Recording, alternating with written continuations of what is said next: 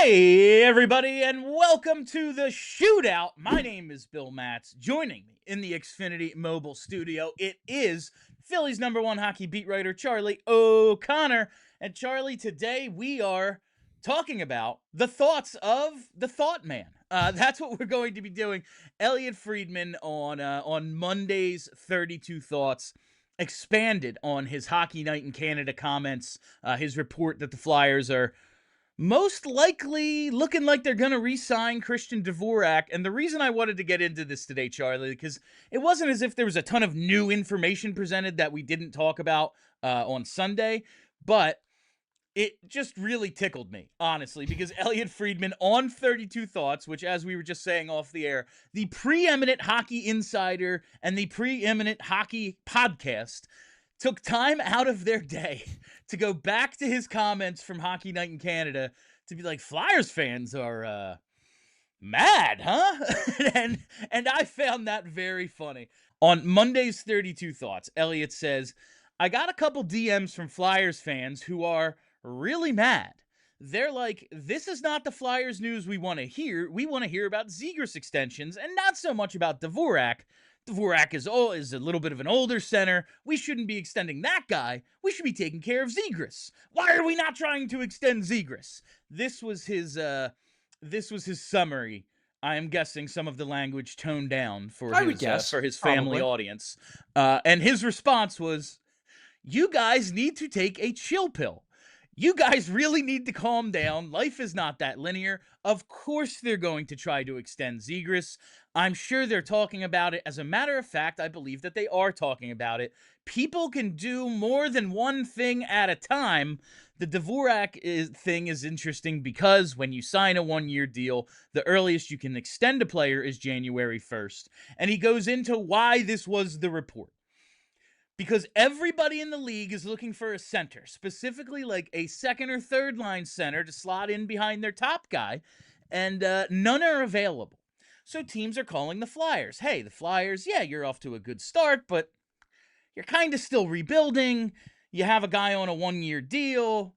How about a Dvorak trade? Is that something you might be interested in? And teams are coming back and going, yeah, they don't seem interested. They're probably just going to keep him. Now, whether that means extend him, which Elliotte believes it does, or just like, we're going to ride this thing out, see how it goes, it doesn't look like he's going to be, as we've said time and time again, traded a la Sean Walker, Charlie. Like, that is basically where all of this begins. And that's kind of what we've been saying since the beginning, but it's just very funny that, like, Elliotte said it, and so now everyone's mad. Yeah, so there's three things about this I really want to run through. Two that are serious, and one is Yeah. kind of a joke. The first thing I want to run through here is the distinction here between Zegras and Dvorak, because this is important. Now, obviously, Trevor Zegras is having a better year than Christian Dvorak. Now, that's not to say Christian Dvorak has not had a good year as well. He's been impressive. He's on pace for his best offensive season of his career. He's been good. Zegras has been better. The distinction between the two of them and why Dvorak is going to be more interesting to a national insider like Elliotte Friedman is because Dvorak's a pending UFA, whereas Zegras is a pending RFA. So, number one, there are more teams interested to see what the Flyers are going to do about Dvorak than they are about Zegras, because Zegras isn't going to be available to everybody unless you sign him to an offer sheet. I don't think Zegras wants to leave, so I don't see that being a thing. Whereas Dvorak could theoretically be available to everybody this summer or even earlier at the trade deadline. So number one, there's more urgency on the part of the Flyers to figure out the Dvorak situation than there is to figure out the Zegras situation. Now, there are benefits to signing Zegras early, to be sure. You might be able to get him on a cheaper deal than you wait if you wait until the summer and he keeps producing at a point per game pace. So I get it. I do get that. However, the fact of the matter is that Dvorak is the more interesting person for someone nationally focused like Elliotte Friedman. So that's number one. Number two, and this is something I want to clarify because, look, Elliotte Friedman doesn't throw these things out there for no reason. He's obviously hearing things from other teams. He's probably hearing things from the Flyers that he's just saying aren't coming from, he just can't say are coming from the Flyers. Yeah.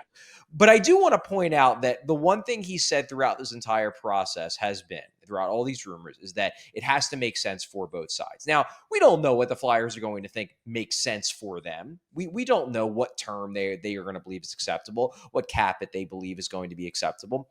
But I don't think the Flyers are going to look at Christian Dvorak and be like, yeah, this is a guy we got to sign to a 6, 7, 8-year deal. Like, I can't imagine that they're going to find that acceptable. If Friedman is saying it's got to work for both sides, clearly the Flyers are going to have lines they won't be willing to cross. And just because he's saying that other teams aren't expecting Dvorak to become available, that very well could just be. And this tends to be how these things work. I mean, it's oversimplifying it, but in a way, it's really not. Generally speaking, if a team wants to bring a guy back because they like what they've had in him and the player likes being there, usually those two sides eventually figure something out. Now, whether it's a good deal for the player, a good deal for the team, that depends on the negotiation. But usually if there's mutual interest, I would say 9 times out of 10, the player ultimately re-signs. And I think really that might be all it comes down to for the other teams. They find out that the Flyers like him. They find out through Dvorak's agent that Dvorak loves playing in Philly. Other teams are like, yeah, he's probably not getting moved. More likely than not, in those situations, the player stays with the team that he's with right now. So I think that really could be as deep as it goes in terms of, and then obviously Friedman knows that they're at least talking numbers, which, as I mentioned a couple days ago, Danny Briere basically said they were going to do that. So that really may be all this is. I'm not ready to go so far as to be like, he's definitely getting re-signed. I think he's more likely than not to get re-signed, but I don't think I go so far as to be like he's definitely getting re-signed, when to me, I read these reports as if it's just like, yeah, there's mutual interest, and usually when there's mutual interest, the guy gets re-signed. And going back, I don't remember the exact quotes from Saturday, the hockey night broadcast, but I think I kind of interpreted it as like, yeah, teams aren't expecting him to hit the market. Now, that could very well mean teams are not expecting him on July 1st to be available. But based on what he said on 32 Thoughts now, it's like the immediate market, the trade market between now and like the week after the Olympics or whenever the hell the trade deadline is, like March 6th or something. Like it could be that market that we're more specifically targeting, because teams are looking around the league like, we need centers right now. Yeah, we're going to need them in the summer too, but like half of a season to go, most of the league doesn't have a 2C. Like that's where we are. Maybe it's as simple as that. The Flyers are like, yeah, we're not trading him, and that brings in like all the possibilities that we've talked about, Charlie. I want to get to the idea of what these two contracts could look like. I tried to go on Evolving Hockey. I couldn't figure it out. Need to be a subscriber. I'm not. I am, so I could go. Yeah, just in terms of like what these contracts could look like. But before, maybe we don't even need to get that specific today. Just looking at the Flyers situation, there is maybe one situation. I've said all along, like, I don't love the idea. Me personally, I like the idea of trading Dvorak at the deadline, even though I know that's not where the Flyers think they are. It is where I think they are. But, okay. 3 years wouldn't kill me. I'd say that's fine. That's really not gonna hold anyone back in my mind. Like, Jack Nesbitt is 3 years away. Like, I'm not worried about that. If Jet Luchenko is good enough to play center in the top 9, guess what, Noah Cates? You're moving to wing. Things of that nature. One thing I think makes this more palatable for me, 3 years or more, it's moving on from Sean Couturier, Charlie. Right now. Here we go again. I'm like, you know, I'm not a Coots hater. I am a Coots skeptic of what the hell's he actually going to be in a few years when like this thing's going and he's still on the payroll for $7+ million. But the thing that makes this palatable in my mind is if you figure a way out of the Couturier contract. And now there's only the 4 years left. It's not like a couple years ago where you're like, yeah, okay, so 6 years left. That means we're paying him the full freight and then 6 more years of some sort of cap hit. Let's talk about a buyout right now. And there's always the possibility where I guess you could cover some of the salary, not the full 50. Someone wants to take a flyer on him because, again, everybody needs centers. Maybe there's a team dumb enough out there to take him at almost full price. And there are fewer years on the deal. As the deal gets closer and closer to coming up, suddenly teams may be more interested in taking it on. So right now, if they were to buy him out this summer, it would be 4 seasons of a buyout cap hit around 6.5 to 6.7 million. Next season, you would save 1.29, and then the following 3, you'd save just under a mil. It probably goes up to a mil when the league minimum salary jumps up to a Yeah, yeah. minute. So let's call it a million. They'd save about a million for 3 of the 4 seasons, about 1.3 for the first one. And then for 4 years, you would have a $520,000 cap charge. That's not really consequential. $500,000. You can't, no one, again, league minimum's a mil. You can't really spend that on anything. Do you think this is a palatable buyout? 4 years of not a ton of savings, about a mil, and then 4 years of $500,000 in a cap charge. No, I think it's bat crap insane. Truthfully, because Couturier is still this is the hammer that I've been beating all season long on social media. Sean Couturier is still a good player. He is. He's still good.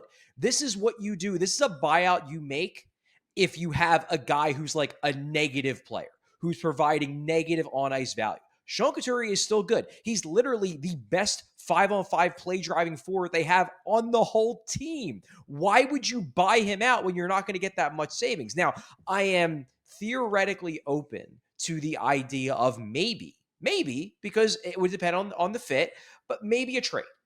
He obviously has the no movement clause, so you'd have to send him to a place he wants to go to. But if there just isn't a fit in the lineup anymore because like Luchenko's ready and Martone's awesome and he's playing fourth line, even though he's still driving play, he's just not getting that many minutes. Maybe you have a conversation with him and you see if there's a fit somewhere else. And maybe in that situation, you get him to waive the no move, you retain half the salary, and then you don't have to worry about the extra buyout charges, and you've only got under $4 million a year on your books rather than like close to $7 million. That makes some sense to me. The idea of buying him out just to get him off the roster, like to me, that's an idea that is better served for the bowels of Twitter, because it doesn't make any sense to me why you would buy out a still good player just to what? Re-sign Christian Dvorak for a 5-year deal? Like where's the logic here? I don't get it. I don't think it's the most logical thing. I just am trying to come up with ways, if they are going to keep Dvorak, again, 3 years, not a big deal. You can probably survive with both on the roster. But at a certain point, I just think they're kind of redundant, especially once you get the hypothetical 1C. Because right now, it's like, yeah, man, well, we don't really have anyone better than Dvorak. He's tied to Zegras, and Zegras is our best forward, so he's your 1C nominally. Again, Sean Couturier, best play driver. Okay, not going to put up the numbers he used to. How valuable is he really? The problem is the structure of the contract, because it's basically, except for the league minimum salary, it's basically all bonuses. You save nothing in the buyout. It's just about opening up the roster spot. I don't know how much sense it actually makes unless you desperately need the roster spot. I guess where I'm at is, this goes back to one of my classic tweets that I did a few years ago, which is get angry about something after it happens. Don't bother getting angry at it preemptively. Like this is a theoretical problem. The idea of like, well, what if they give Dvorak a 5-year deal? What does that mean for Sean Couturier? We don't know they're going to give him a 5-year deal. We don't even know if they're going to re-sign him at all. But there is very much a world where the Flyers tell Dvorak, who clearly likes it here, loves playing alongside Trevor Zegras, likes being part of that locker room, says, I want to be a Flyer. And Danny Brière's like, we'd love you to be a Flyer too, but we're not going over 3 years. And Dvorak's like, okay, I want to be a Flyer that bad. I'll do a 3-year deal. Let's get it done. Then suddenly this entire thought experiment doesn't matter, because they don't have to rush out of the Couturier deal, because they don't have to clear a spot, because Dvorak on a 2-3 year deal might actually fit with the developmental timeline of guys like Luchenko and Nesbitt. So to me, like the idea of worrying about like how Dvorak contract impacts Couturier, that's a question for after we see the Dvorak contract that we don't know is actually even going to happen. One quick thing, and then I'm going to get a little Zegras talk in, Charlie. One more quick thing here on Dvorak. He's at 8 goals, 16 assists for 24 points in 36 games. That puts him about 10 goals, 6 assists, and 14 points away from tying his career highs in each category. He turns 30 on February 2nd. He signed the 1-year, $5.4 million this past July. His previous contract was a longer term, 6-year, $4.45. I know the cap's going up, and I don't really know how that affects the middle-class guys like Christian Dvorak, 'cause we know they were getting squeezed for so long, those middle-class players.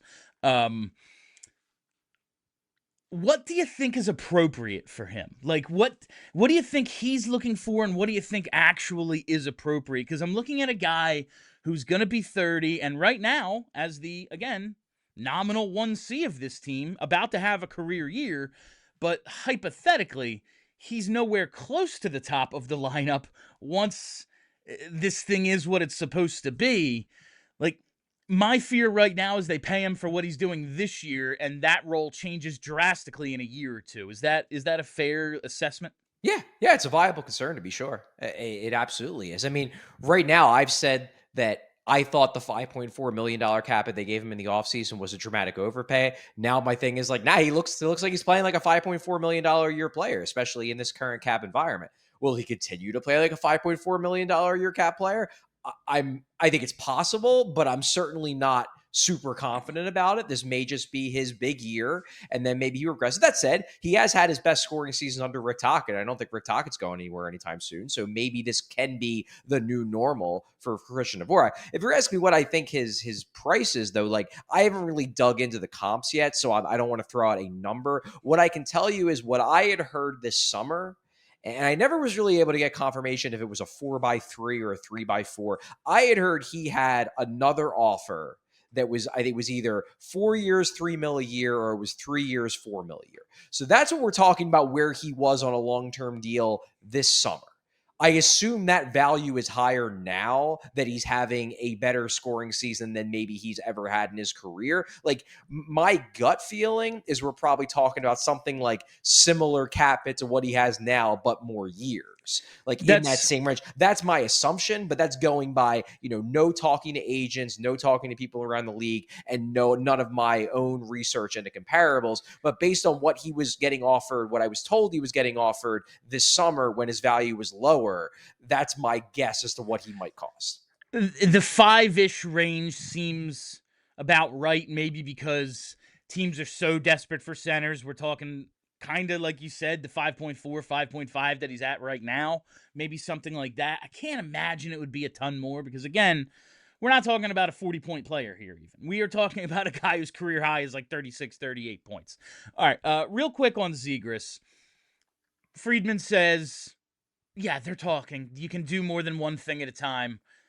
Obviously, you have a conversation with one agent, you hang up, you can call the other one. It's not insane. You don't have to do it one at a time. We've seen them, in fact, announce multiple contracts on the same day or within a couple of days of each other. These are things that are feasible, and he is eligible for an extension really at any point, is Trevor Zegras.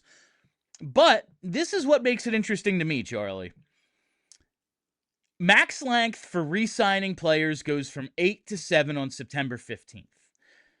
So the sooner he signs, the more likely he is to get that security all players want. We always say, is it really all that smart to sign away your whole prime? Maybe go half and half with these sorts of deals. Hit free agency at 27, 28, 29 and see if you can get another one. But NHL players seem to love to take that 8 years and run.